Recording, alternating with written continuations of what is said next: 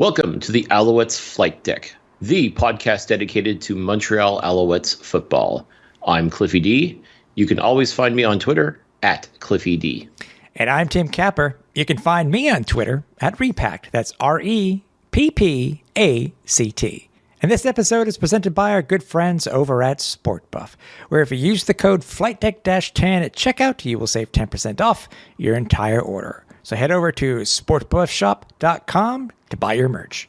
All right. And don't forget, folks, you can find the Alouettes Flightdeck on all social media. You can start over on Twitter over at Alouettes FLDeck, on Instagram at Alouettes Flightdeck, on Facebook at Alouettes Flightdeck Pod, and we're not on TikTok, and we have absolutely no plans to be. That's right. I don't plan on being TikTok. We also want to give a hearty congratulations to Chris Egar, who won the SportBuff Flight Cruise seats for this week. You know what? A dude coming all the way. He's coming all the way from Edmonton, and he wins these seats. That's amazing. It couldn't be any better for him. But also, you too can win a pair of seats to go see the Alouettes play. The next game will be for the matchup versus Winnipeg. So stay tuned to all of our socials so you yourself can get in for the draw to win those 2 free seats of the SportBuff Flight Cruise seats and watch the Owls play. Yeah, pretty excited for Chris. Really a great guy. Follow him on Twitter over at Bearpaw Chris. Huge Elks fan. Just a great member of the CFL family, and I'm so thrilled that he was able to win those seats. And, we don't necessarily want his team to win, but we hope he has a good time at the game regardless. Yeah, exactly. Also, just want to mention to you also, don't forget about our merchandise where you can get it throughout the year and rep it over at the stadium. If you head over to the merch store at teespring.com/stores/Owls Flightdeck. Thank you. Things go wrong when you trying to bring up the link, your notes with all the links in it. So thank you very much, Cliff. Also, I don't think you mentioned it. YouTube, we're on YouTube. Get us to 100, please. Yes, definitely. Go ahead, smash that subscribe button, folks. Get yourself entered in the contest to win a satin retro jacket, just like the ones that Tim and I have. So Go check out the Flight Deck on YouTube by searching Alouettes Flight Deck, and listen to the show. That's just another great way to take in the Alouettes Flight Deck podcast. Exactly. Hey, listen, Cliff. I know we had some obviously big news with stuff that we announced earlier this week, but. Just I guess because of and we'll talk about it more in the preview of the game. But did you go back in time because you saw it put on social media talking about the "What Time Is It" song from Don Matthews on YouTube? Did you listen to that again? How could I not? I mean, talk about a moment in time. Like the great Don Matthews, God rest his soul, as a hip hop star. If you could believe that. Well, yeah, I guess if you think it through that way. But yeah, I remember Harry. I hadn't heard that song in who knows how long. Oh. And it just brought you back. It really just brought you back. So I mean, I think it's funny for it to just reemerge just recently on social media about the time that we're going to be celebrating the 20th anniversary of the 2002 Grey Cup champs. Mm-hmm. What better time? But if you haven't heard it yet, I think did I put it on social? I'm trying to remember if I put it on social, but if not, go to YouTube and I think it's search for "What Time Is It" Don Matthews, and it'll pop up. Yeah, or what we'll do is we'll just tweet out the link on the Alouettes Twitter, the Alouettes Flight Deck Twitter page. Yeah, so I might have. I don't remember at all. So well, if we haven't done it, we will do it because folks. Words don't do it justice. It is just incredible, absolutely incredible. Anyone who knows who Don Matthews is. It's such a weird juxtaposition, but it works and it's so good. It really was a moment in time to see this. Yeah, and it just goes along with, if you think about it, Cliff, just goes along with some of the other, do we dare sayings or pregame chants or something, similar to one that, our friends over at the Turf District play every week before their podcast. Something that's similar to that, or Coach Kahari dancing on the sidelines or the win the day from Coach Tress and that type of thing. But this in itself it's just historical. Yeah. If you know, you know. But, if you don't know, like I said, check it out, folks. It really is something else. Yeah, get on it. Yeah, we did come off of a bye week. There is some news to talk about, but really a lot of it is centered on the upcoming matchup versus the Edmonton Elks. So we will get to that talk later. But best week to have a slow news week per se for the opening segment, Cliff. We were lucky enough to be able to, and it was supposed to happen last week, but had to get pushed for obviously certain reasons within the Alouettes organization. Mm-hmm. But for the very first time in 7 years, we are going to be speaking with an owner of the Montreal Alouettes. And we were lucky enough to be speaking with Gary Stern this week. Oh, yeah. Absolutely exciting. I mean, we've covered it all here on the flight deck, I feel at times. Like, we've had players on, we've had coaches on, we've had presidents on, general managers. I mean, we've pretty much run the gamut. But the owner of the Alouettes was kind of that white whale that we've been chasing for a while. I'm beyond disappointed we never got a chance to have the late great Robert Wettenhall on to sit and chat with us. I mean, it just didn't work out, unfortunately. But to be able to have the current owner of the Montreal Alouettes, Gary Stern, on and to sit and chat with him, my goodness, folks, just such a treat. Such a treat. I mean, if you've been following him on social media, you know what this is all about. You know just how engaging he is and how he just enjoys talking to fans. And it was just an absolute pleasure to be able to sit down with him.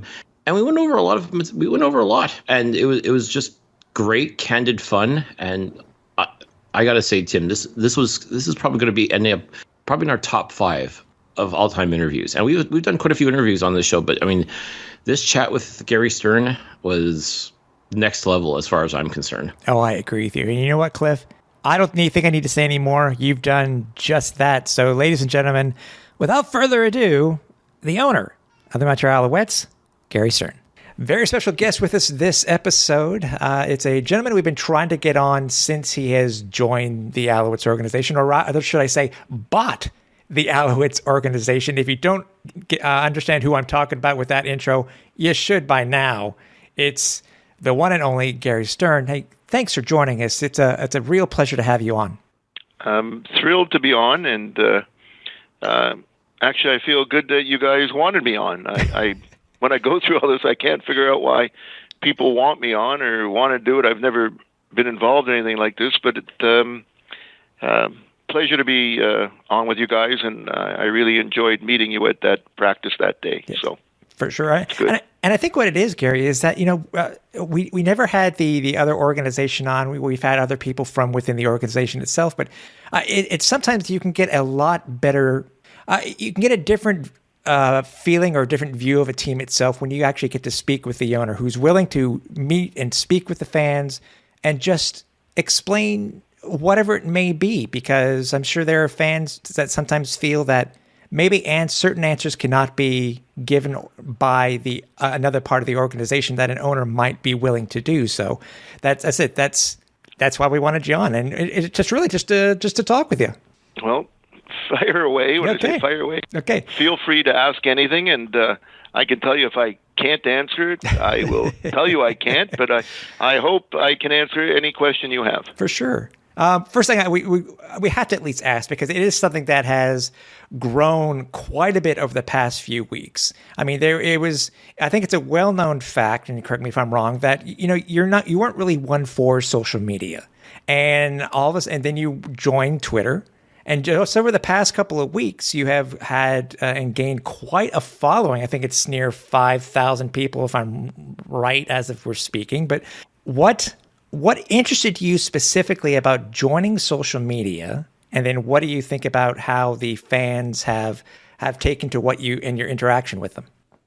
It's a big question, and I'll try and answer it simpler. When First, I had no idea what Twitter was or how it worked, and I casually went on. I'm looking, hey, that's not a bad forum, and some of these people have some really good stuff they're putting out there, and I started to answer back and get into it, and then people taught me, hey, you're doing this wrong, you better spell better, or you better do this, and I go, no, I'm really here just to be open and have fun, and for the most part, it's fun. Mm-hmm. And And I think if people are and informative, and if people keep it that way, social media can be really good, and keep it fun and keep it open.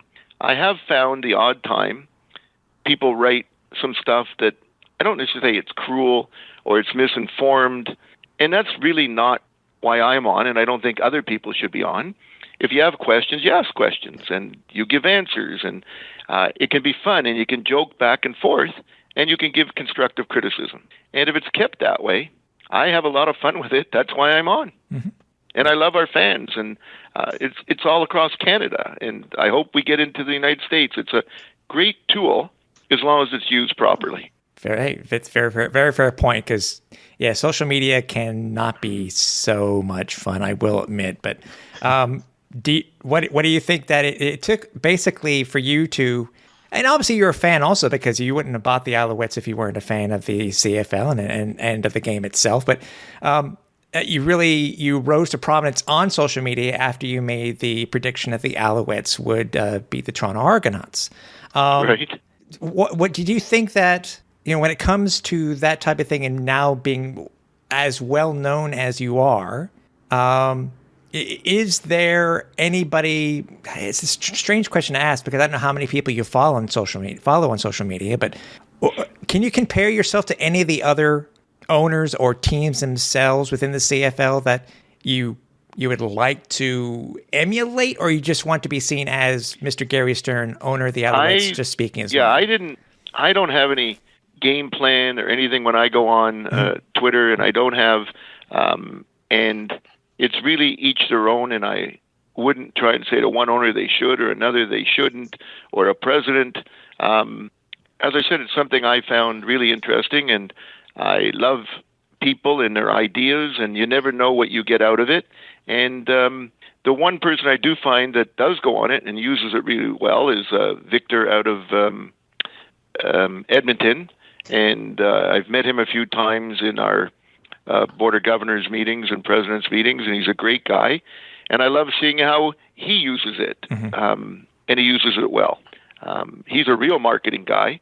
That's his background. So I like that. But no, would I recommend it to others or not? It's who they are and what they want to do. Sure. Let's talk about, obviously, your ownership and how it came to be and stuff like that. First thing I want to ask you is, after you bought the team, obviously COVID hit and we had the cancel season of 2020. What information can you tell us, Gary, when it comes to what do fans do not know about that 2020 season? How hard was it for you as an owner to go through a season where you own a professional football team and the season was canceled? Real difficult. Maybe one of the most difficult things I've ever had to deal with in my life. And it wasn't the financial end. That wasn't pleasant. But you do that when you're in business, and I'm in many different businesses. You never know what gets thrown on you, and you deal with it. Mm-hmm. And if you're well-financed when you go in, you just know, okay, that's a delay, or this happened. We deal with it. We move forward. What really bothered me was I wanted to play football. I wanted to enjoy it. And I felt real good about what I could lend this Alouette club, both from terms of business and things and getting into it. And I had hired great people in Mario and Danny, and I go, let's get this going. And it went on and on and on and on. And it never happened. That was discouraging to me in the sense that I always feel I can make anything happen and we can accomplish anything. It just never happened. And that was tough to swallow in 2020. I wanted to see our team play football. How close was there to be a 2020 season in your assessment? It would change weekly between the government, between what COVID rules are, what the players could do, what this could do. I think it could have happened any day, and the next day it couldn't happen. But I can tell you, between all the governors and presidents, we were working our asses off to try and play football. Okay. Was the I guess the rumor that was going through media about the hub city, was that an actual thing that might have happened, or was it just something that was looked at and wanted to see if the logistics No, that was were okay? a strong, at one point, that was a real strong possibility, having a hub city and playing there. That was a scenario that appeared practical and could happen, but I can't remember back, but then 5 or 6 things the next day would come up about why it couldn't happen. Yeah. It was just that way. Okay, that makes sense. And lastly, for my first couple questions, I'll let Cliff ask a few. When it came to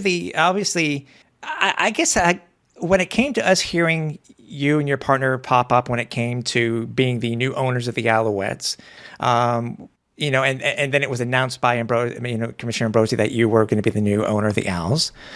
Is there any particular part of the process where the league was courting you and your company to become the owners of the Alouettes? Is there anything that you could tell us that was not known or not said in the media when it came to them asking you to become an owner of the team itself? No, you can give, and I give Randy Ambrosi the greatest credit of having to make it happen and us be the owners of the Alouettes. He's the greatest salesman, lover of the CFL, and it happened really fast. We really did do it in a 3-week period where I was watching the Grey Cup and my partner, and we said, hey, this is a great game, and a good friend of mine, Dale Lassen, was watching, and he's connected with the Argo. He said, well, the Alouettes are there. And I said, I'd love it. Next day, Randy was in our offices, and you just don't buy clubs in 2 to 3 weeks. And we had our due diligence, and he and the CFL bent over backwards to get us in. And it all happened in a very, very short period of time. And then going backwards to your last question, then COVID came. Right. We hadn't planned on it, but that happens. Okay. Cliff? Okay, just to sort of expand upon the process of you becoming the owner of the Alouettes. Obviously, you're based out in Ontario. I mean, you've got the Hamilton Tiger Cats, who are run by Bob Young, and the Toronto Argonauts, who are run by Maple Leaf Sports and Entertainment. These clubs have come up for sale in the past. Was it just a matter of wanting to own a team in Montreal, or was there even any possibility of possibly owning either one of those two teams? Never looked at it. And I think just the timing in my life and my partner's life, the franchise being Montreal, which has 100 years of great tradition. We have businesses in Montreal. We love the province of Quebec and the city of Montreal. So we go, hey, we'd really like to do this. We're good at what we do. And you know what? We work hard, but we can have a lot of fun with working hard and owning a football club. And that's just really how it happened. Okay. And unfortunately, your partner, Sid Spiegel, never got a chance to see his Alouettes play. What was the thought of, like, when did you guys decide that, to me, I kind of see you more as the voice of the ownership group, and he was more the silent partner. Was that a conscientious decision, or was it just something that just sort of came about? No, actually, and I have trouble talking about him. He was my mentor, my partner, my father-in-law. I just feel the world would have been so much better in the CFL had he been around, because he was a quieter type, but he really knew what he was doing, and he liked to talk, and he liked to get involved, and he liked to teach. So it came out later, because he had gotten sick, it came out later that I ended up becoming the more or less spokesperson. And if I always said to everybody, I'm not talking, I don't speak, I don't do. The first time I ever spoke in public was the day we announced to and had that big thing in Montreal with all the reporters there. I was shaking like a leaf. So no, I kind of got put into this role. I'm still not comfortable with it. I just like to enjoy. But no, he would have been a phenomenal spokesperson and a real mover towards everything. You're not a comfortable person talking. I could have fooled me. No. Yeah, no kidding. And that's kind of what happens is I get all carried away and emotion. It just comes out of my mouth.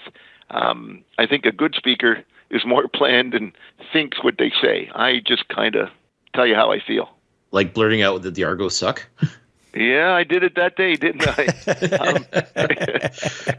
Yeah. I mean, if you're going to endear yourself to Montrealers, I mean, there are worse ways to do it, let me tell you. Right. It was funny. I remember saying it. I looked over at Randy Ambrosi, who was beside me, go, did I just say that? And he goes, apparently you did. But it was okay. Now, when it came to, okay, you buy the team, you're now the owner of the Alouettes. Now you got to make sure you surround yourself with good football people. What was it about Mario Cecchini and Danny Machocha that stuck out to you as far as the people that you wanted to put in place for running this organization? It started with, first, when we first bought, the CFL gave us a person who had been helping the Alouettes in Wally Bono. Mm-hmm. And for the first month, Wally and I were talking probably daily, and he was giving me advice about the CFL and about people. And he had come up with a list of 5 to 10 names of each president or general manager. And I went through his list, and I arranged to meet. And I had met Danny. It was at a hotel coffee shop at 8 in the evening, and we got to talking. And he knew he wanted to be with me, and I knew I wanted to be with him. And that night, we just made the deal happen, and verbally. And great guy. His knowledge of the Canadian game. He's been in the CFL. He's been at the college level. And just in the meeting, you knew his passion and his love for Montreal and the football team. I go, this is my guy. So that was pretty easy, and he was the GM. But like normal, I don't do things sometimes exactly normal in that I think you normally don't hire your GM before your president. Your president normally hires a GM, but loved the guy. I said, okay, great, you're coming. And then I had met with, again, I had a long list of presidents and I had met with 3 or 4 of them, and I had just about ready to hire one when Danny had just said to me, I got a guy, I just want you to meet him. I know he'd be great. Just meet him. I said, but I'm finished. He goes, please, just meet him. I said, okay. And an hour later, Mario came to the Montreal offices where I was, and he came in, he sat down, and I had figured I was going to give him 5 minutes of my time. Charming man, knowledgeable, again, passionate. At the end of the 2 hours, I hired him. And that's how it happened. I just had a gut feel. And today I can tell you, and that was back early 2020. We're now mid-2022. I've never been so thrilled with 2 people who still have a love and a passion for football, and both great work ethic. Just what they're doing, I'm just so comfortable with. Okay. Now, actually, hold on a second. Gary, you opened the door, so I'm at least going to have to ask. Sure. If you can enlighten us, who was this other person you were thinking of hiring as the president? I can't go there. Okay. If you think about it, I can't go there because then all kinds of stuff, and it goes like, well, he didn't get it. No, I don't want to go there. But all the people I interviewed were really, really good people. It's just, sometimes when you sit with people, you get a connection. Sure. And I went with it. Sure. And I understand. That's a fair answer. Yep. And I understand why you answered that. I get that. Cliff. Yep. Okay. Now, what I was going to ask was the fact that both Mario and Danny are perfectly bilingual, I'm sure, is just a bonus. But was that even a considering factor in who you were going to hire as president and general manager? Absolutely it was. It played a part in what is it that the fans, the sponsors, the people of Quebec would want. And it appeared to me that Mario and Danny being completely bilingual, French Canadians, Italian French Canadians, have, lived in the city, understand everything about it. I go, that makes them that much better as management. Okay, fair enough. Was it a condition? No, it wasn't a condition, but the fact that they are, and I loved who they were, was an added thing for them. It makes a good thing even better, is what you're saying. Yeah. Very good. Well put. You should be an owner. I'm working on it. I'm doing my best. Okay, you're doing a good job here. Okay, good. Obviously, I don't know if Cliff was going to ask this, but I'm going to at least start with the subject here because it's something that's happened recently in Montreal, obviously with the Alouettes. Obviously, you have been in business for quite a long time, Gary, and there is a certain time where sometimes people do not fit within an organization. How tough? And I imagine, I don't know if this was the first time you've had to do a dismissal or a firing of this type of thing, but when it came to Coach Kahari Jones, how tough was that? I mean, I guess it was brought to you that maybe a change would need to be made, or maybe you can enlighten us on this. But how did this process go, and how hard was it to actually let go? I guess we could say your first head coach as an owner. Yep.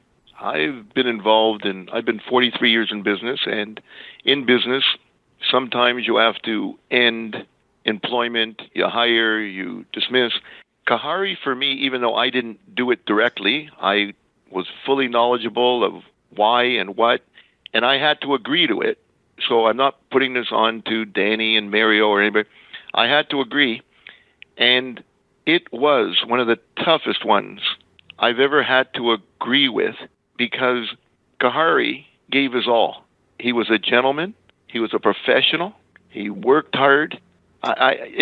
Sometimes you wish, and I got to be careful of my language on your thing, sometimes you wish people are a prick or something. It makes it easy to let them go.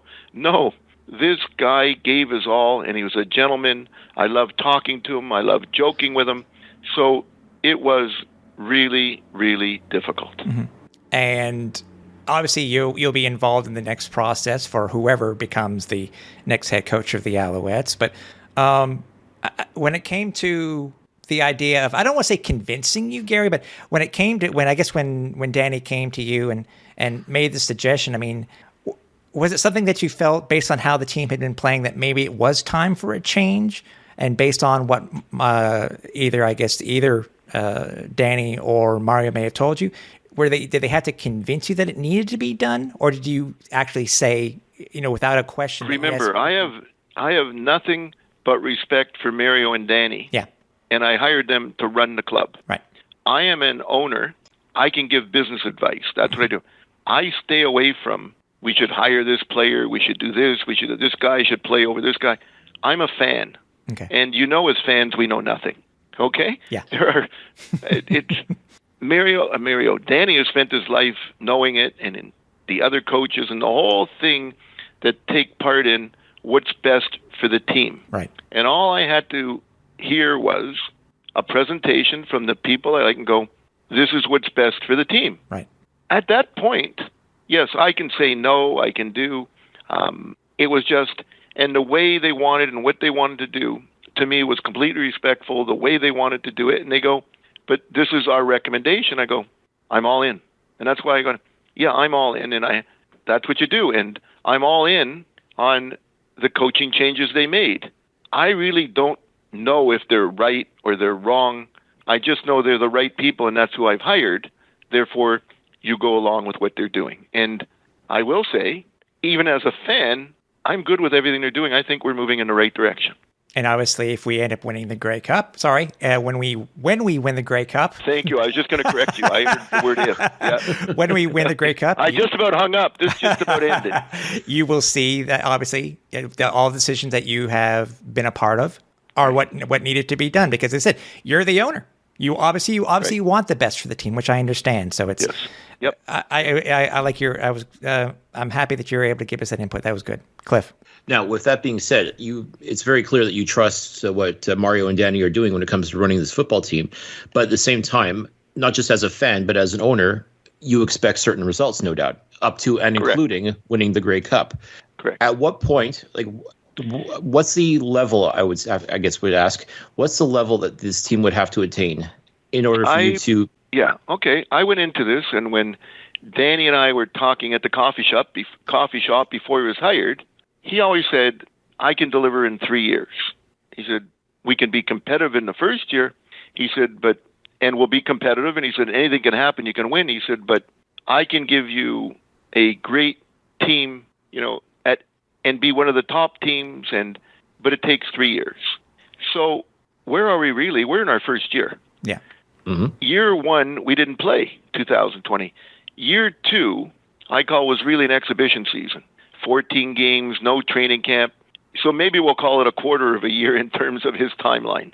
Mm-hmm. Danny's in his first year. And I think he's correct. We will win the Grey Cup this year. I almost see what you got me doing. We almost hung up on you. Okay, very good. So we are competitive.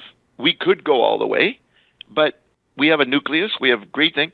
He's still fine-tuning and he's still tinkering, and I like what he's doing.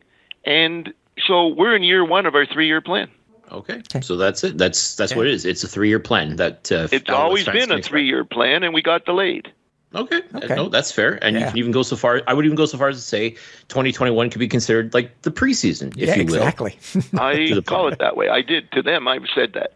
I just don't want to call it a preseason because Winnipeg won the Grey Cup, and they worked hard to get there, and they had all the hardships we other did, and they still won. They did a great job doing it, so I don't want to call it preseason. They really won a Grey Cup. That's fair. That's fair. And gracious. Very gracious, too. Yeah, that's very fair. What are your thoughts on Percival Molson Stadium, Gary? Because obviously it's a very unique stadium. It's been around from I think we just passed 100 years 2 years ago, if I remember correctly. What's your thought on the stadium? Had you been to it before you were an owner? What are your thoughts on the home of the Owls? I had been there way earlier because I have an older brother, and when I go older, he must be ancient by now. But I have an older brother who played for the University of Toronto football way back when, and I used to follow and go to every game, including when they played McGill. So I had been there, but I didn't really remember it, and it was greatly changed from when we were there. But it's a beautiful stadium in a beautiful area, but somehow, some way, I got to do better for the fans. It's not the type of stadium I'd love to give them. I want them to have seat backs where comfortable. I want an area for tailgating. I want an area that it becomes more our own, and I want to have that same facility be our practice facility. I want to, dressing rooms. I want to do it way better. But right now, in the last 2 years, we couldn't even look at it. Mm-hmm. And right now, we're still building a football team. And McGill have been very good to us, and it is a beautiful stadium. But it's what I said when I bought the stadium. When I bought the team in that opening thing, one of the reporters asked me and said, are you going to build a new stadium now? And I said to him, look, I think at that time we were only drawing 8,000 people to a stadium, and you're asking me to enlarge. It's got 22. I'd like to get to 22 before I talk about building more. And we're still at 15 or 16.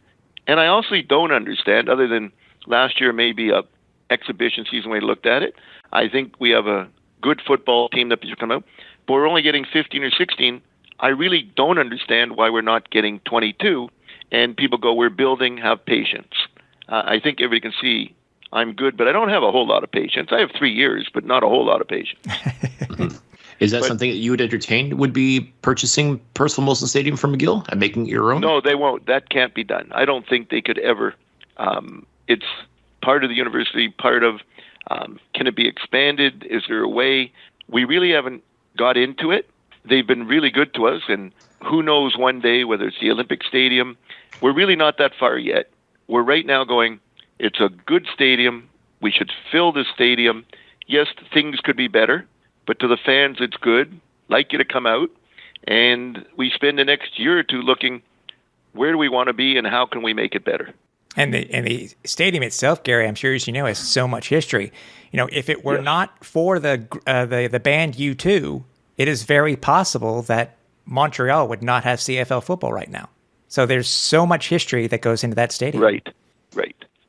So I'm thrilled with it. But no, I think we could be better as the CFL continues to grow and become the league I think it can be. We'll need, I think, an expanded stadium. CFL football isn't just football. We got to make it into entertainment.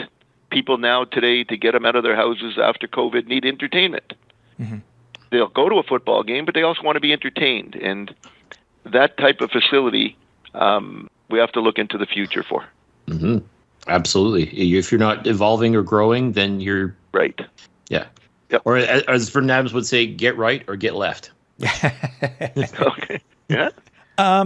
Obviously, right now that the team is what it is. Well, obviously, we're looking forward to a great win and a commanding win this week versus the Elks. What ideas do you have for the Alouettes and the organization going forward to make sure that you're able to draw in that 22,000 people back into the stadium? I think under Mario, we have a good marketing team. Again, the marketing team is used to the way things used to be. COVID, forget just football, any sport, any business has to undergo great changes because of what COVID caused people to be comfortable at home. TV became better. They made their homes where they entertain themselves. So everything now has to change as how to get people to a stadium. And marketing has to wrap their head around it. This is really the first year. I'm talking about, let's get sold out. Let's have 22,000 people. Right. Last year, you were allowed 3,500. Then you might have been allowed 10. Then they changed it, you're allowed 5. This is the first year that marketing is really going after and figuring out how do we get people back. Not easy. I can imagine. I can imagine. Yep. By the way, one quick follow-up to the about Percival Molson, Gary.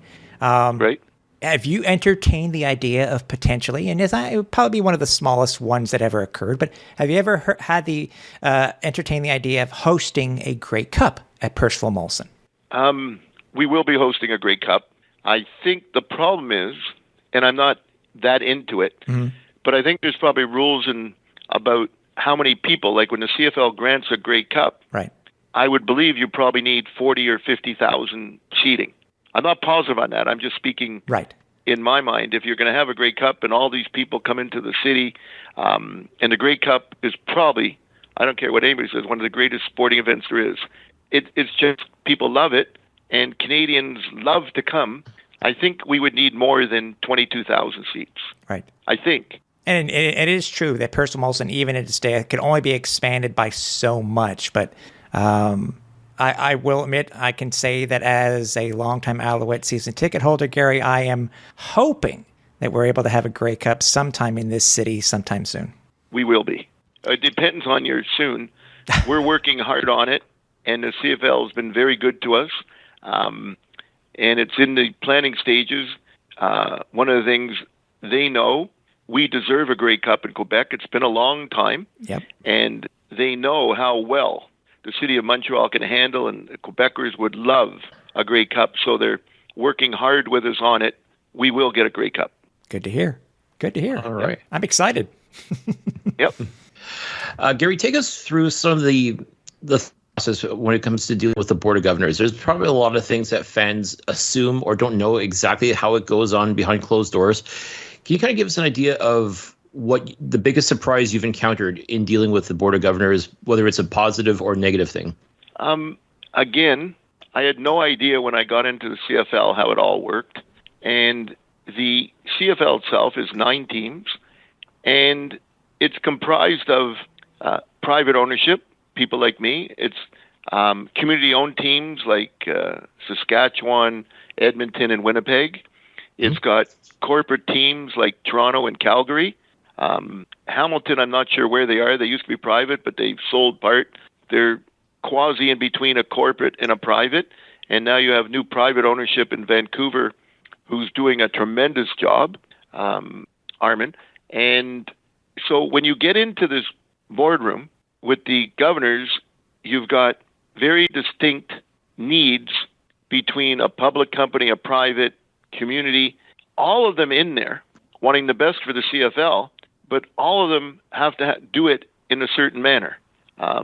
So our meetings are lively, they're good, and they're very productive, but we don't always get agreement right away because different people have different ways they have to get there. But I'm really, really happy with the Board of Governors, especially this year.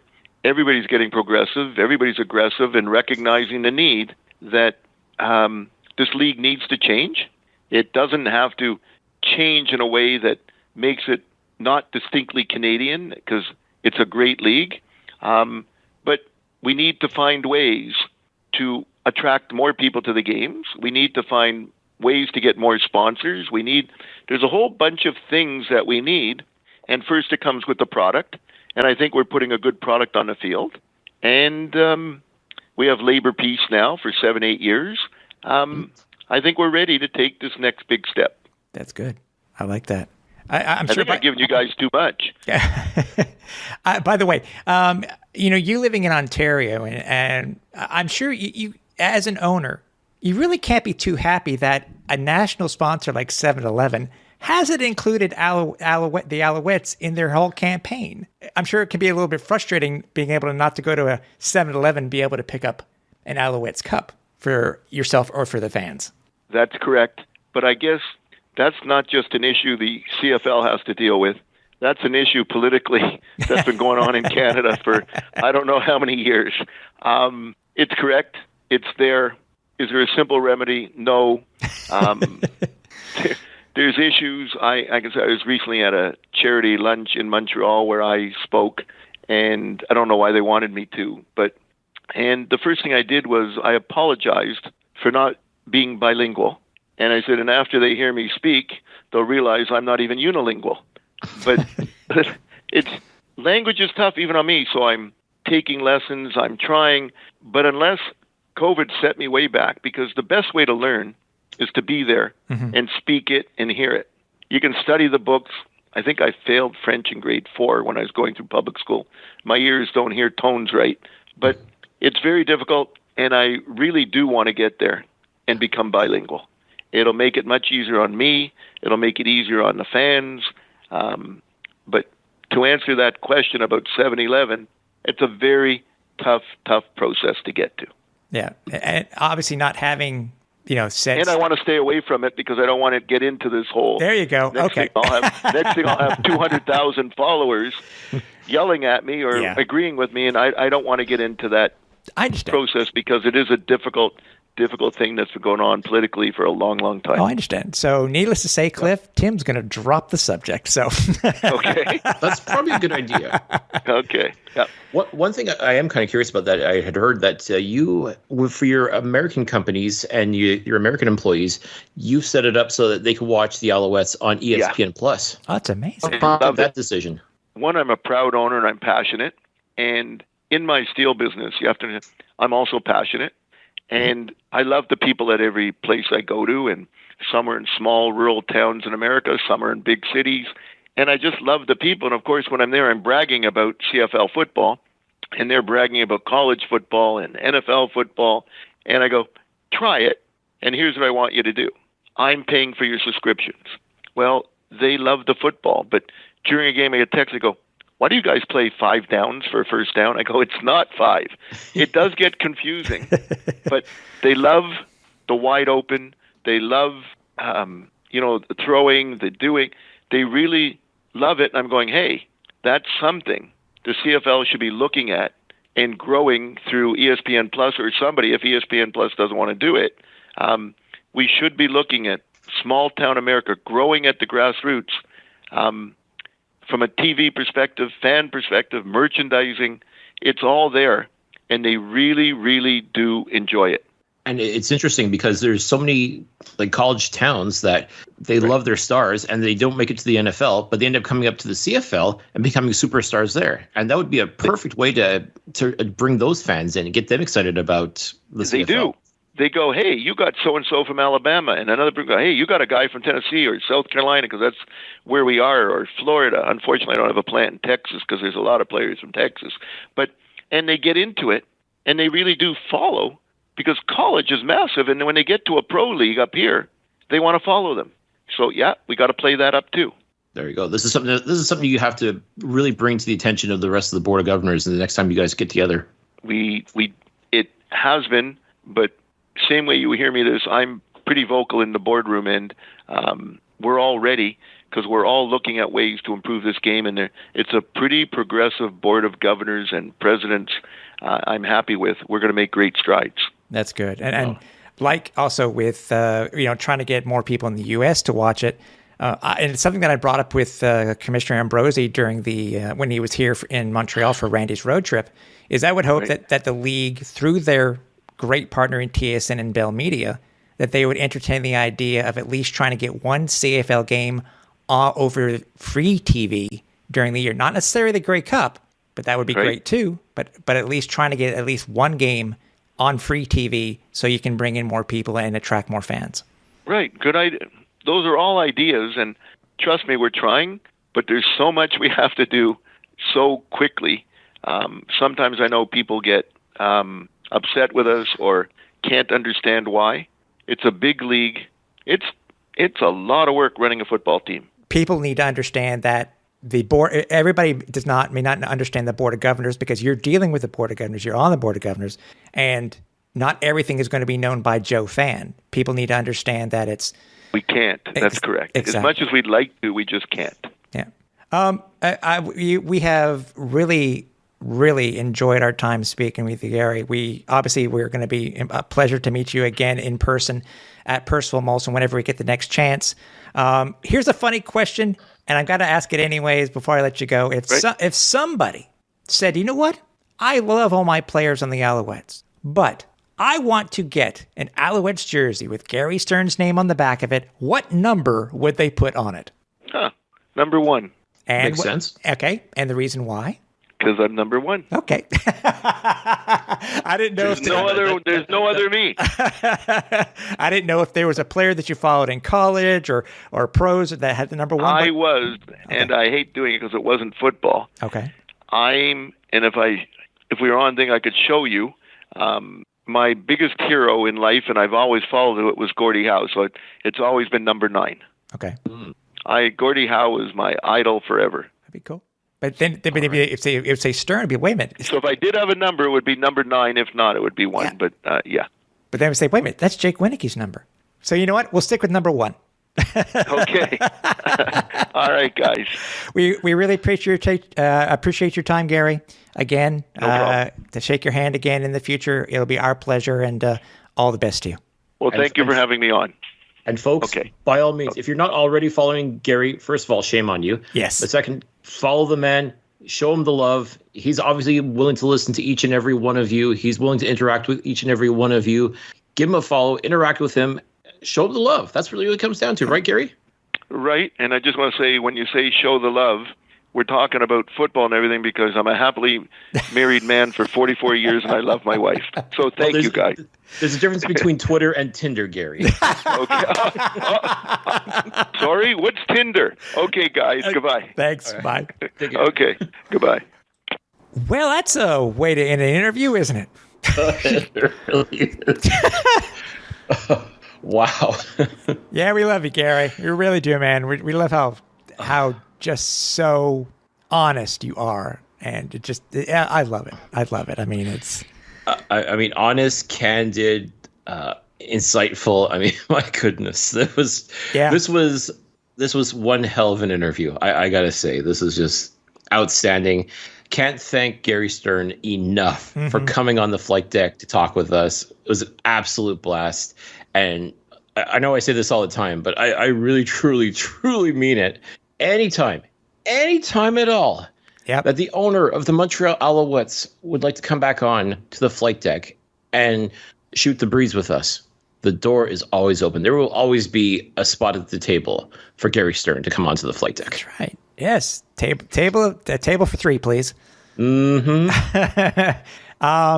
Out of everything, obviously he was very open and candid about stuff. I think we got answers for everything that we had asked him. Any one particular thing that stood out to you the most in the questions that we asked him?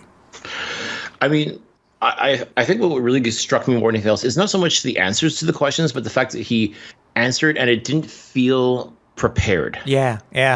Like, he truly shot from the hip, and I appreciate that. I think a lot of sports figures nowadays, I think they're so afraid of having their words taken out of context that they kind of temper what they say, or they're very careful with their wording.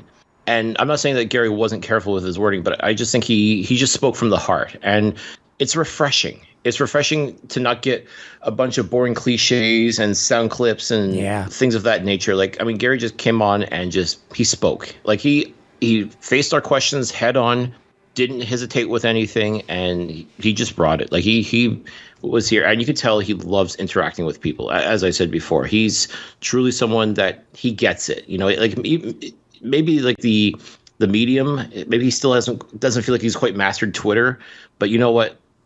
listen, he's got 5,000 plus followers. I mean, like, I think he's mastered Twitter just fine, quite frankly. I think I do too. And it was such a good, and it's something that I had mentioned in my social media tweet. It's a good interview when somebody, and Gary's so into it, when the lights are shut off in his, and it's something you didn't hear, by the way, but when the lights are shut off in his office during the interview.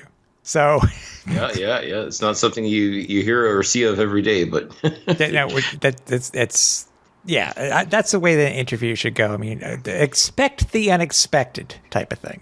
Gosh, I feel sorry for our next guest, or maybe nobody will want to come on anymore. Like, how do you top that? How do you follow that?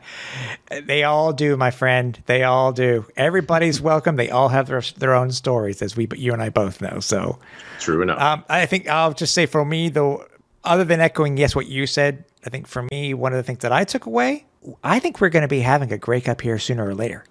Sooner rather than later, just from what I got. Mm-hmm. Yeah, no, I mean, 2023 is already penciled in for Hamilton, of course. Mm-hmm. I know 2024, the BC Lions have been slowly putting together a campaign to probably bid for the 2024 one. So, I mean, if that were to go through, could maybe 2025 be a year for Montreal to re-host the Grey Cup? That'd be nice. I guess only time will tell. So, yeah, maybe. Yeah, we'll see for sure. And if anybody has any comments about the interview, reach out to us on socials, or you can actually email us. That'd be tim.capper@alouettesflightdeck.ca or clifford.pine@alouettesflightdeck.ca. Just let us know what you think, because this will probably be one of those interviews, Cliff, where it's something that we haven't done in a while, one of those special interviews where we put the clip up of just the interview by itself. So, but either way, stay tuned. Stay tuned for what's going to be coming next. So, I mean, just up from there to infinity and beyond. So, game, as I mentioned, we're coming off of a bye. We got a game this week. Some interesting storylines beyond the fact that, Danny Machocha is now our interim. It's been made clear, because we hear this after we tape the podcast. It's made clear by Danny that he is not going to be the head coach for the 2023 season. So it puts a little bit more of an interesting spin for the offseason coming up, but we still want to continue with what's going to be happening here in the 2022 season. Mm-hmm.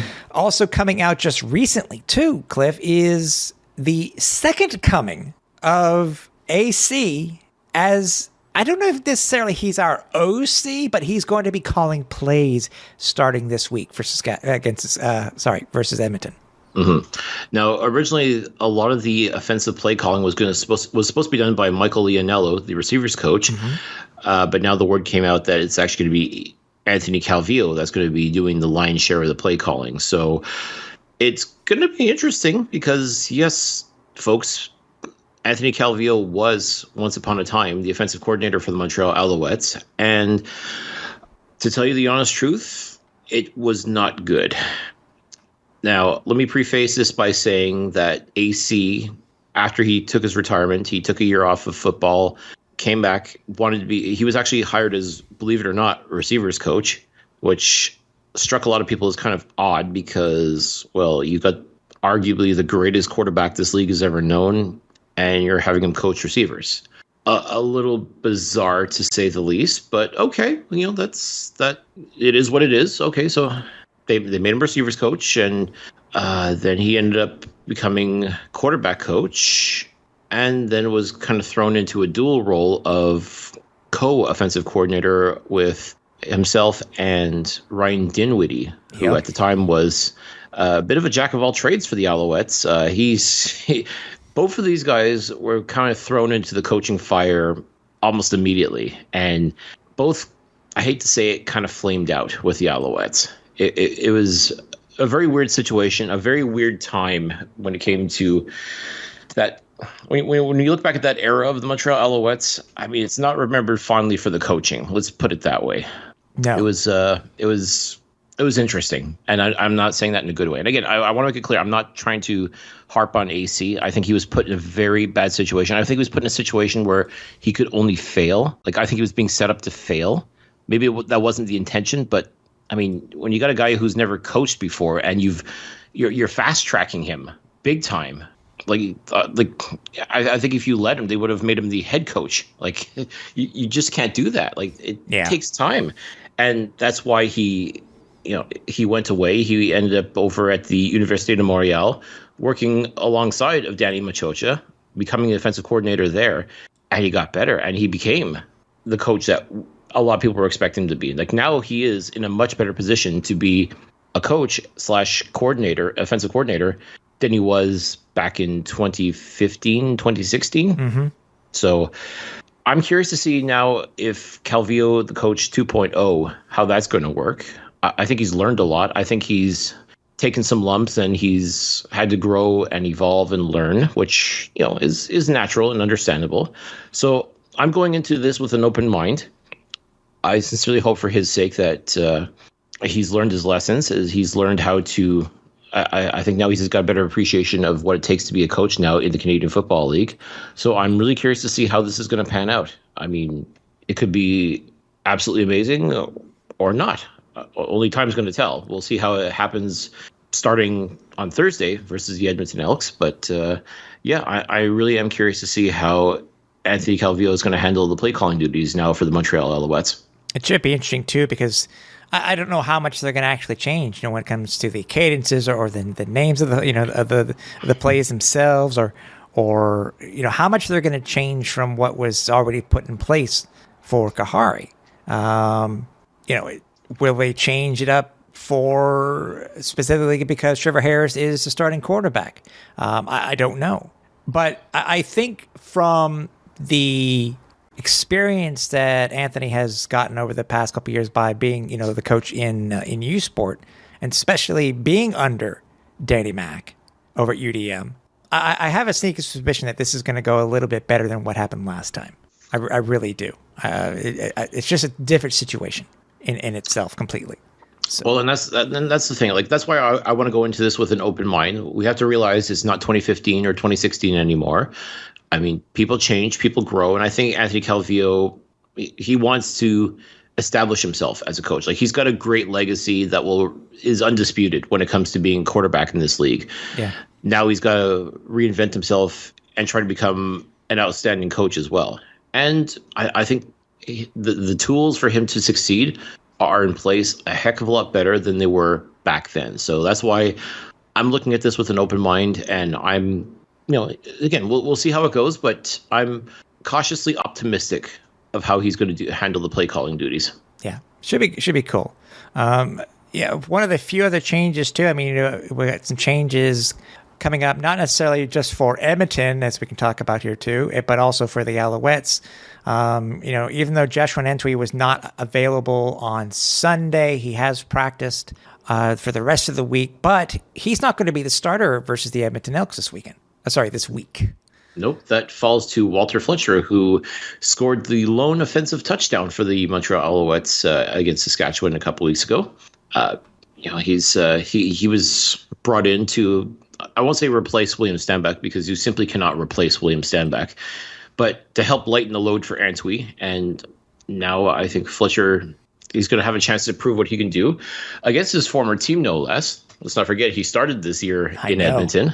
So this will be a very interesting, I think he has a good idea of what to expect. And maybe that's what the Alouettes are kind of hoping, is that, okay, he knows what this defense can do. He knows what to expect out of them. He's practiced against them numerous times. So one would think if anyone knows how to crack the code, if you will, it'd be Fletcher. Yeah, for sure. And Antwi is going to be the backup to Fletcher. We'll see. I'll see how it'll be different to see what how the balance is between the running and the passing attack. So I do sincerely hope that they do incorporate more of the running game, because again, both Fletcher and Antwi are excellent running backs, and as we saw in the last game, Trevor Harris was having some difficulties when it came to the passing. So it just might behoove him to lean on his running game a little bit. And if the offensive line can open up those holes and create some lanes for both Fletcher and Antwi to, move the chains, then, there's no shame in going to the running game. No, especially if you can average anywhere between 6.5 to 7.5 yards per carry. Absolutely. Like, if anything, like, it'll buy Harris more time. It'll give him a chance to really make his reads and really understand what's coming after him. I think that this is something that is a solid strategy. I mean, yes, you've got some outstanding receivers that will be in the lineup, and ideally you want to make the use of them. But as we've seen before, sometimes those connections just don't get made so easily.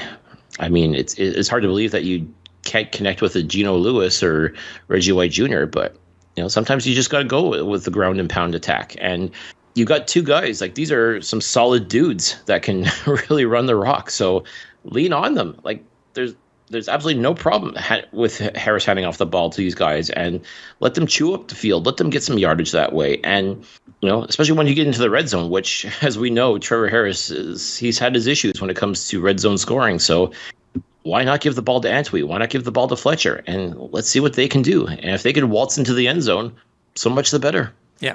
Harris will be the starting quarterback. VA is second on the depth charts behind Dominic Davis. Also, we have, I think, Armando Sewell's back in the lineup this week too.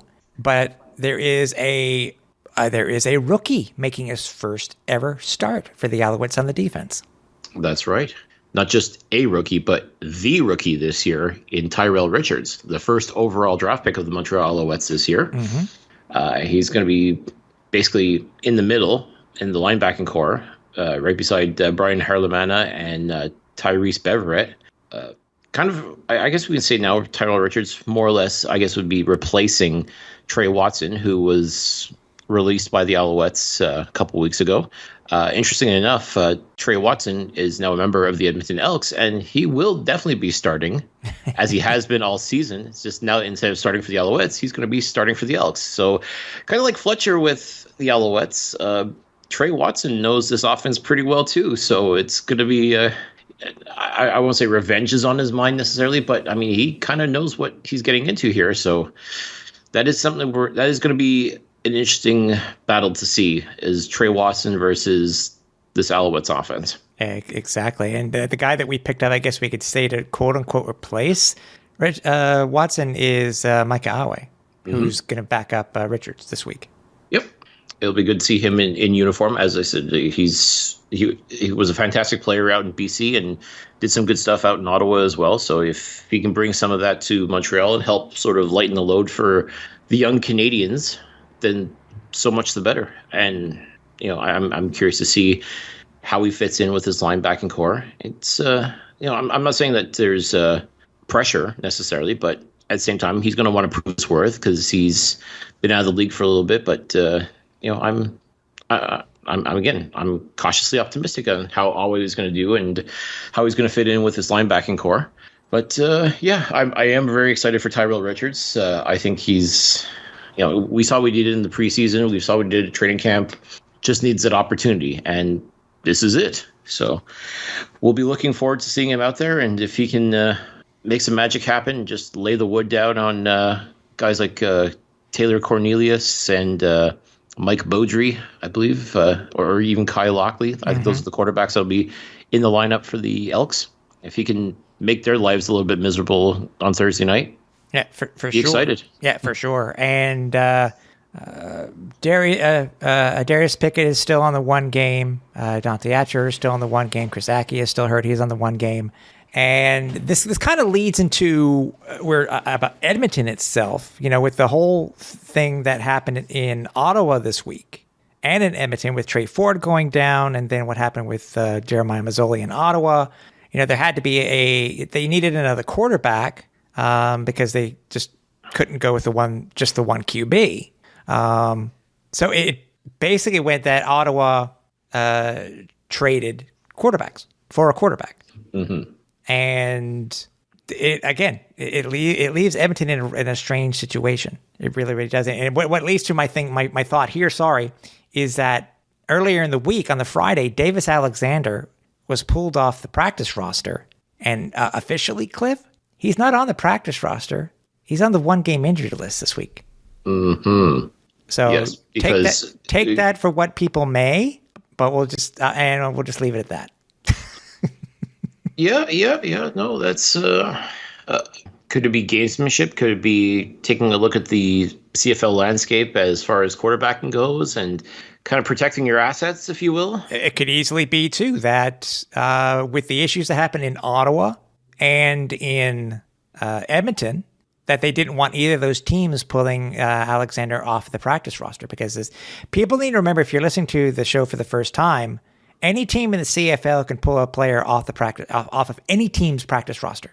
I think it's is it due to injury? I'm trying to remember the stipulations. But either way, the main stipulation is that you have to put them on their active roster that next week, no matter what. Right. And again, folks, you may have heard us earlier in this year talking about Davis Alexander during the preseason, during the 2 preseason games, and in training camp. I mean, dude's a diamond in the rough. Like, he is one of those guys that, if given the opportunity, is going to make some noise in this league. Yep. Still very much a rookie, still very raw, still not 100% acclimated to the CFL yet, because again, he's truly only dressed for 1 game this year for the Alouettes. I still want to go. I still want to see him to go up against the ones, because what he did in the 2 preseason games, woo, baby. Yeah, I mean, again, if that's the long-term plan for Denny Machocha at quarterback, then he would be wise to make sure that nobody just pilfers him from the practice roster. So exactly, and that would be the way to do it. That would be the way to do it, is to put them on the active roster and then put them on a 1 game. Yeah, I mean, it's within the rules, and yeah. I know a lot. It's going to lead to a lot of speculation, especially too considering Nick Arbuckle was not Chris Jones's guy in Edmonton. Sorry, I forgot to mention it was Arbuckle who got traded. Sorry. Yeah. Yes, Arbuckle was traded to the Ottawa Redblacks to replace the injured Jeremiah Masoli. So now, again, by activating Davis and putting him on the 1 game, you're basically telling the rest of the league, hands off, he's mine. Yeah. Because let's face it, I mean, Ottawa could come looking for that quarterback, or Edmonton could come looking for that quarterback. You know, those 2 teams end up making a deal, and there's still potentially a quarterback spot to be done, depending on how well Taylor Cornelius and or Mike Beaudry do against the Alouettes on Thursday night. Kyle Lockley, too, has also gotten some reps at quarterback for them. So true, they've got options, but are they the options that they really want to go with going forward for the rest of the season? Maybe, maybe not. So the Alouettes are kind of, they got to be looking at this and think to themselves, okay, we got to protect our guys. Simple as that. Like, if they truly if they truly believe in the quarterbacks that they have on this roster, all 4 of them, yeah, then you got to do what you got to do to make sure that they stay on your roster. Exactly. It'll be interesting to see what happens next week once the game is up, because you would think that they would want a quarterback on the practice roster, unless they have somebody else in mind. But we'll see. We will see. We'll see. The Alouettes are favored, depending on where you go, anywhere from 8.5 to 9 points. It's actually nice to be able to get to be favored this year. I think it's the first time the Alouettes are favored. I think it is, yes. So that's nice to see.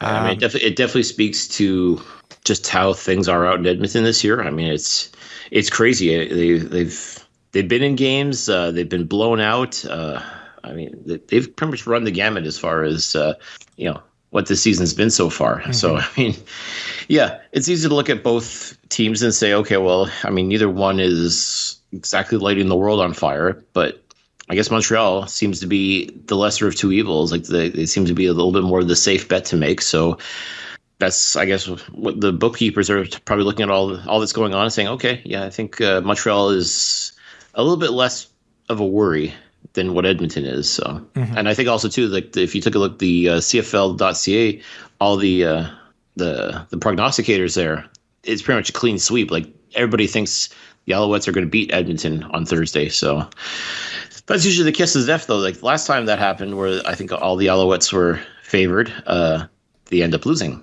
So thanks, guys. Appreciate that. Also, too, is it something that I put on social media just as a quick tidbit, is that, this will be this is going to be obviously this will be the 9th time overall that a head coach has debuted when a coaching change is made during the season. Those previous 8 times, Cliff, the Alouettes are 4-4, but have won the last 2 of 3. Interesting enough, too, is that the Elks actually took part in 2 of these matchups post-coach change, but this will be the first time that it's occurred in Montreal. So no real stats there. just basic information for you stat geeks out there. So there you go. Take from that what you will. Yeah, exactly. You still got to play the game. Besides the game itself, there's a lot going on this weekend, Cliff. I mean, it's crazy. I mean, if you haven't gotten your tickets, you got to go, because when was the last time? Well, the next one would be the 25th anniversary of this team. But they're going to be celebrating the 20th anniversary of the 2002 Grey Cup champions. They're going to be available to meet. They're meeting people at the Pine Street entrance, and then they're going to be on the field after the game. For those of you who have been lucky enough to get passes, post-game passes to go on the field. Wow, what else is going on, man? They're doing something at halftime for them. They're going to be, which is new, they're going to be doing a tribute to Guy Lafleur, which is, I think it's well-deserved. 100%. Wow, what else? I'm trying to think here. $2 hot dogs? Yeah, $2 hot dogs. They got a deal for, I think it was a game offer for a ticket, a hot dog, and a drink that start at $29. Start at $29. That's pretty decent. Yeah. Return of the Alouette beer. Yep, while supplies last. Which I know you liked, which I'm sure you'll probably get a few others. There you go. So, I mean, like once it's gone, folks, it's gone. So, I mean, if you haven't had a chance to try it yet, get yourself to the game on Thursday. Try this beer. It is absolutely outstanding. And, again, $2 hot dogs. I mean, there you go. What better way to wash down that beer than with, cheap street meat? Did not expect you to say that. No, I don't want a hot dog. I want cheap street meat. That's the quote of the day. Hashtag cheap street meat. Yeah. What else? Special retro merchandise they're going to be doing at the boutique all throughout the stadium. I mean, I think they said it's an actual retro jersey with signatures. Did I read that right? For $50? Yeah, that's. I remember correct. I think that's what it was, but that's only in stadium, not online. Yeah, so I mean, if you want to load up on those stars of yesteryear that won the Grey Cup that 20 years ago, this is your opportunity, folks. And hello, autographed. Yeah, dude. Listen, if you're a collector, I mean, if you're one of those guys or gals that think back to the good old days, like 20 years ago when the Alouettes were simply dominant and they found ways to win. They had that swagger to them. Mm-hmm. Talk about that era of Alouettes football. I mean, a lot of people will look back at that fondly. I mean, led by the late, great Don Matthews and Jim Pop. I mean, that's just outstanding right there. So, I mean, if you have a chance to get a little piece of history like that, and again, an autographed jersey for $50, that's incredible. Yeah, another Angry Bird merch with, I think it started at $5, where you can't go wrong. There you go. I mean, plus, they have all their new merch coming out. All the other new merch too. So hey, buy some, buy a lot. Listen. So again, there are plenty of good reasons for you to get off your duff and get down to the stadium Thursday night and watch the Alouettes and Elks play. Yeah, so many reasons. Yeah. Final thought about the game here, Cliff, is what? And I have something I've promoted on social media. And this is something that I applaud the Elks organization for doing. What did you think about their game matchup poster that they put out? It was cute. They've been doing that for the past couple of weeks now against certain opponents. And yeah, it's... I mean, certain. All. Well, yes. I guess there's only been two. I've only seen two so far. Oh, you've only seen two. They've done it all season. It's actually a great idea. It really is. I think it's just definitely a great way to engage people, get them interested, get them talking about it. Because especially too, like if it paints the opponent in a less than flattering light. I think the one they did for the Tiger Cats, they had a player petting a little kitty cat, so kind of trying to mock the Tiger Cats that way. And this week it's an Elks player walking around with a bird cage in water, though. But I understand we're on an island. I get that, but are they giants? I guess in their minds they're giants. Something. And we're just, the Alouettes are just tiny little birds just waiting to be captured. So. I thought there was some sort of Easter eggs, by the way, because I was looking at the bird cage that the player was holding. Mm-hmm. If you haven't seen it, by the way, head over to social media, whether it be mine, the Flight Deck, or the Eskimos, and you'll be able to see it. But I swear, I thought there was going to be a built-in Easter egg on that plaque that was on the birdcage, like, 5-time Grey Cup champions, or making a jab at us for beating us so many times in the Grey Cup. That type of thing. Yeah, that would have been a good way to do it. Just a nice little subtle jab. But I guess maybe they figured just the birdcage itself was enough of a reference. a lightning rod for conversation, if you will. Yeah. I won't go so far as to call it bulletin board material. I think it was just. No, these preview posters are fantastic. They are. Listen, it's just good, clean fun, and props to the Elks and their staff for coming up with stuff like this. I mean, it's just fun stuff. That's all. Exactly. Okay, Cliff. Beginning of the Danny Machocha era in Montreal.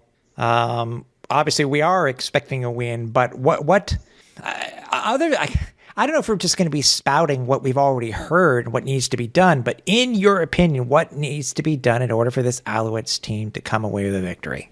Simply put, I mean, the offense has to score, and not it can't just be another Chandler Worthy house call, although those are always fantastic. And it can't be just field goals. I mean, this team has to score honest to goodness touchdowns, not just one touchdown, several touchdowns. Like, we got to be able to see if that truly was. I mean, there was a number of reasons why Harvey Jones was shown the door, but if it had to come back down to offensive production and the lack thereof, then this offense really has to wake up. I mean, there's no reason why this team shouldn't be scoring several touchdowns in a game. I mean, if you've decided that Trevor Harris is your guy and he's at least the guy this week, then he's really got to get his act together. He's really got to start scoring touchdowns. He's got to lead the drives, not just gain yards and get to the red zone and then just, falter away and then hope for David Cote to kick a field goal. You can't keep doing that. It's not going to work. You have to score. You have to score honest to goodness touchdowns, whether it's rushing touchdowns or finding any of your talented receivers in the end zone. This Alouettes team needs to score touchdowns, real touchdowns. Like we know this defense is going to come alive. The defense has not been the problem this year at all. No. They haven't been perfect, but they are certainly not the reason for why the Alouettes are 1-3. And I think Noel Thorpe, in his first, his return, shall we say, to the Alouettes sidelines, I'm expecting the discipline issues to go away. I'm expecting he's as I've said before, he's not going to suffer fools. He's going to get people in line and get them in line quickly. That's just his style. I know it rubs a lot of people the wrong way, but maybe that's what this team needs. Maybe that's what the kind of defensive coordinator this team needs, is one that can harness that talent. And let's face it, love him or hate him, he will definitely get the best out of his defensive players. So defensively, I am not worried about the Alouettes. I think it's just going to be status quo. I think it's just going to be more of the same defensively for this team. Special teams, obviously not an issue, because we've got Chandler Worthy returning kicks. We've got David Cote making field goals. We've got Joseph Zima booming the ball away, maybe scoring the occasional roosh here and there. Special teams, as far as I'm concerned, is not a problem here. Really, truly what it comes down to is the offense. This offense has been just that, offensive. Yeah, it's got to change. Yeah, agreed. And this is, the whole thing about, firing Kahari. They said they didn't just necessarily look at the last game. It's the last games this year, the 4 games this year. They look back at the last 9, and I understand that the team was 2-7, but while I understand why they made the changes, because there have been a lot of discipline problems. We have been flagged for way too many penalties. But I think one of the things lost in this is that of those games, of those 9 games, Cliff, how many was Harris the quarterback for? The starting quarterback. He was a starting quarterback for 6 of them. Technically 7, because VA was pulled very early earlier this year. So technically, it's more than that. Yeah, I mean, he's put it this way: he's had the lion's share of the starting quarterback reps or the offensive reps. So, and again, as the leader of the offense, and that's what the quarterback is the leader of the offense. He's got to answer for that. Yeah. And again, despite all of that, Danny Machocha still is standing behind. He's standing by his man, so to speak. But for how long? Like, at the end of the day, you've got to be able to produce. There's no two ways about it. And at this point, I don't care if you people think we hate Trevor Harris or not. Like, we've said our pieces. We simply present the facts as we see them, and We just want success. We just want success for the team itself. No matter who the quarterback is, we just want success. But right now, if there was a huge difference, if there's a huge change this week, okay. If they start scoring in the red zone, okay. But obviously, it needs to happen for more than one game, and that's all they were hoping for. We're for the Owls. That's yes, we like certain players. Yes, we hope everybody does well, but you still have to win as a team completely. And changes are made for a reason, but sometimes you have to look at more than just who the players are. It's how they've played. Mm-hmm. So, and what it comes down to really is guys like this have to step up. Like the superstars, the ones on offense that we expect to be superstars, they've got to step up. It is their time now. Like you really cannot rely on special teams and defense to score all your points for you. You really, truly, or your punter. Or your field goal kicker. Yeah. No, I mean that's really what it comes down to, folks. Is this offense needs to score touchdowns, plain and simple. Whoever the quarterback is, you've made your choice. You've decided who you want your guy to be. Great. Now he's got to do his job. Exactly. Simple as that. We hope everybody enjoys the game. That's the main thing. Let's make sure that these, support the Owls. If you can't go, watch them on TV. Listen to them on the radio, wherever you are, whether it be in Quebec or other parts of Canada, and you are Owls fans. We just enjoy the game itself because I am so hoping that the Alouettes put on a great show. But again, we need the way the East is currently. Any win. This win could put the Alouettes into first place, where hopefully they will stay for the rest of the season, and that's all that we can wish for. So, but one game at a time. So let's see what happens against Edmonton. I mean, they're not going to be patsies either. They too have a lot to prove. They've got the changes that they've made and the moves that they've made. Same idea. Like they're in a work in progress, and they want to prove themselves just as badly as Montreal, I'm sure, wants to prove themselves. So it's going to make for an interesting game for sure. I don't think this is going to be a track meet by any stretch of the imagination. I think it'll be a good, hard-nosed battle. But, I mean, we're going to see who wants it the most when it's all said and done. Exactly. So I hope you guys enjoyed the show this week. Please join us next week where we will bring you another episode of the Alouettes Flightdeck to talk about the Elks matchup and what's to come. What's to come. So for everybody here at the Alouettes Flightdeck, for Cliffy D, I'm Tim Capper. We're on Final Approach.